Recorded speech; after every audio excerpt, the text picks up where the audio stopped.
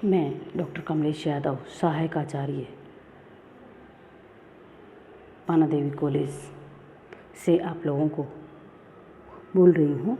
और हम लोगों ने जो है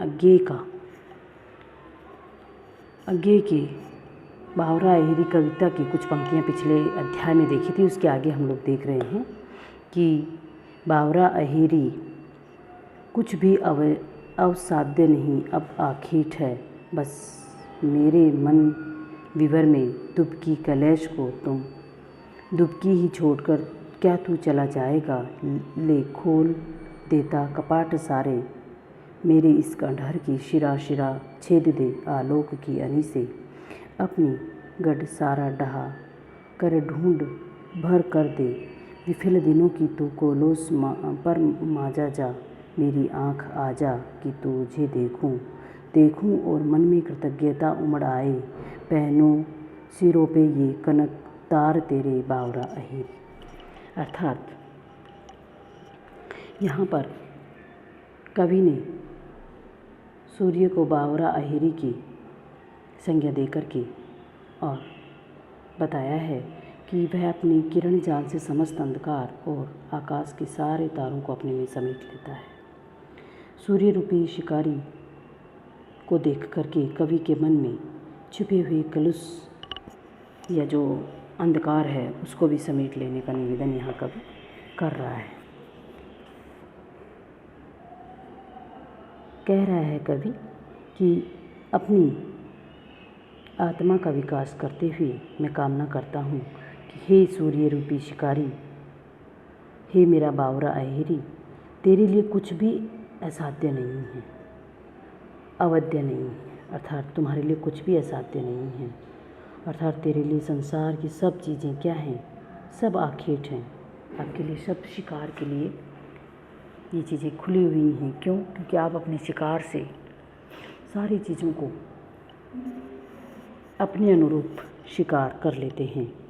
अर्थात तुम्हारी जो किरणों का जाल है वो समस्त सृष्टि को अपने में समेट लेता है और सारे अंधकार जो है वो सारा का सारा तुम्हारे प्रकाश से क्या हो जाता है, दूर हो जाता है। इसलिए मेरे मन रूपी गुफा के भीतर जो कालिमा छिपी हुई है, बस मेरे मन विवर में दुबकी कलश को, अर्थात जो कालिमा छिपी हुई है अभी तक तुम्हारी किरण जाल पड़ने से वह बची हुई है। अर्थात क्या तू मेरे हृदय की इस कालिमा को दुबकी में ही, अर्थात छुपी हुई छोड़ करके चले जाओगे। दुबकी ही छोड़कर क्या तू चला जाएगा। अर्थात मेरी जो मन की जो कालिमा है, क्या तुम उसको यूं ही डूबी हुई छोड़ करके और चले जाओगे। ले खोल देता हूँ कपाट सारे। इसलिए कवि कह रहा है कि मैं अपने मन को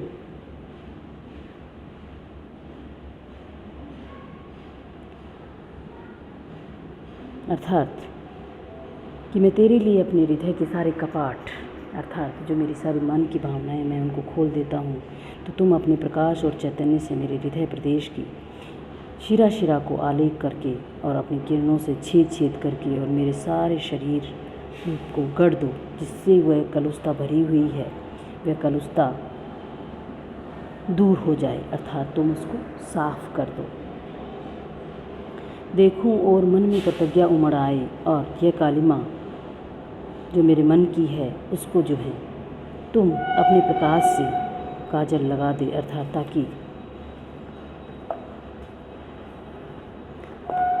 ताकि मैं अपनी दृष्टि को, अपने मन को साफ पाऊं और इससे मेरे मन में जो है तुम्हारे प्रति जो कृतज्ञता होती है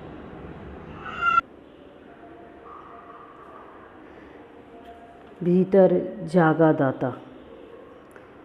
मतियाया सागर लहराया तरंग की पंख युक्त वीणा पर पवन ने उमंग भर से गाया। फैन झालदार मखमली चादर पर मचलती किरणें अप्सराएं भारहीन पैरों से थिरकी जल पर आलोक की छाप छोड़ पल पल बदलती। दूर धुंधला किनारा झूम झूम आया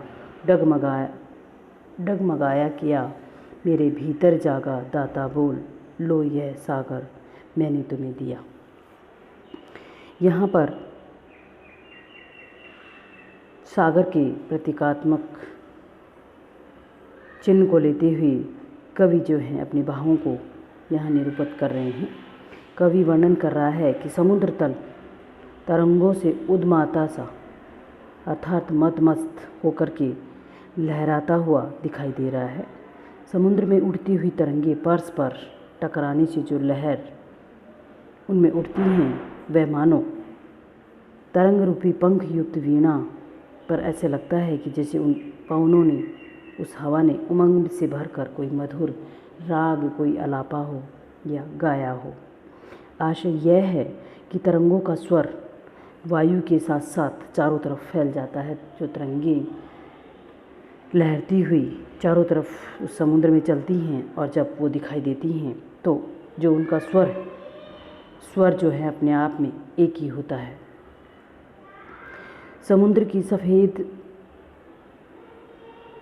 पीली फेन वाली झालर,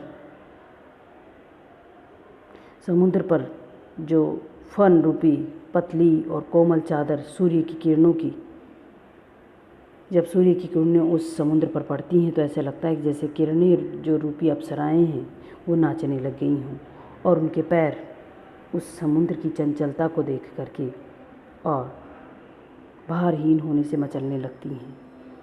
इस तरह से और सागर जल पर अपनी चमकीली गीली छाप छोड़कर वे पल पल अपना रूप बदलती हैं। क्या सागर की लहरें, अर्थात वो सागर की लहरें जो बार बार अपना रूप बदल करके और अलग अलग रूप में चलती हैं। इसलिए समुद्र का दूर किनारा दिखाई देने वाला हमको धुंधला का सा उस लहरों के कारण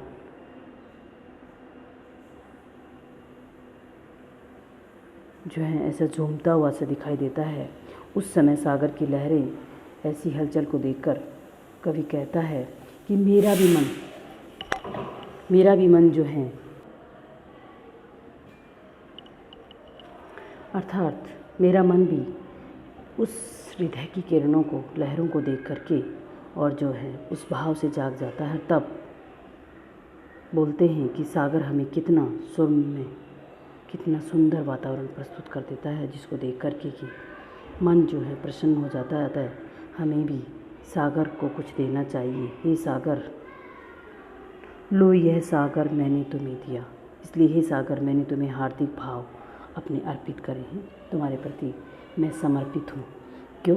क्योंकि प्रकृति को देख करके हम अपने भावों को उसके अनुकूल कर लेते हैं और हमारे भाव उस प्रकृति के अनुकूल वातावरण को देख करके आह्लादित हो जाते हैं, हमारे मन प्रसन्न हो जाता है। इसलिए प्रकृति हमें अपने उपादानों से प्राणियों को, विशेषकर मानव के अनेक तरह से सुख प्रदान करती है। कवि ने प्रकृति के प्रति अपनी कृतज्ञता व्यक्त की है। इसीलिए और यहाँ पर दूसरा है कि समुद्र के प्रति आत्मीय भाव उत्पन्न हुआ है। तीसरा विशेष अर्थ हम देख सकते हैं कि यहाँ पर रूपक, अनुप्रास और पुनरुक्ति प्रकाश अलंकार का प्रयोग किया गया है।